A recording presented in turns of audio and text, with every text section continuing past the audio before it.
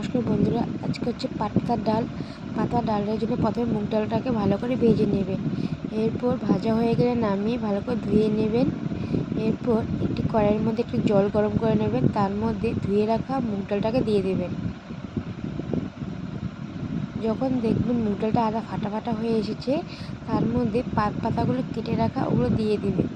এরপর স্বাদ অনুযায়ী নুন একটু হলুদ গুঁড়ো দিয়ে দেবেন, দিয়ে ভালো করে নাড়িয়ে নেবেন।